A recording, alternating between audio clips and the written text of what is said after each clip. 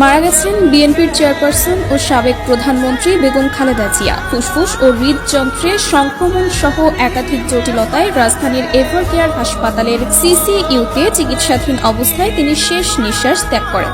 Chairperson দেশনেত্রী বেগম খালেদা জিয়া ছাড়াই sorry আপনারা একটু বন্ধ করেন। বিস্তারিত মূল ভিডিওতে। বেশ কয়েকদিন ধরেই ফুসফুস ও হৃদযন্ত্রে সংক্রমণ সহ জটিলতার কারণে রাজধানীর এভারকেয়ার হাসপাতালের সিসিইউতে তাকে নিবিড় পর্যবেক্ষণে রাখা হয়েছিল।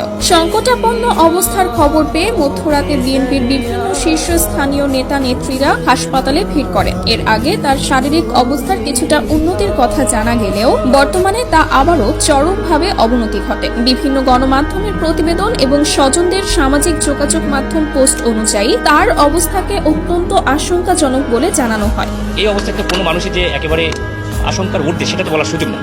এই বাস্তবতাটা আমাদেরকে মেনে নিতে হবে, সংকটাপন্ন সেটা মেনে নিতে হবে। নিবিড় পর্যবেক্ষণে আছে আর কি। ইনশাআল্লাহ আল্লাহ তাআলা কাছে আপনারা দোয়া করবেন, দেশবাসীর কাছে দোয়া চাই, এটাই আর কিছু। আমরা সবাই মিলে দোয়া করব ম্যাডাম।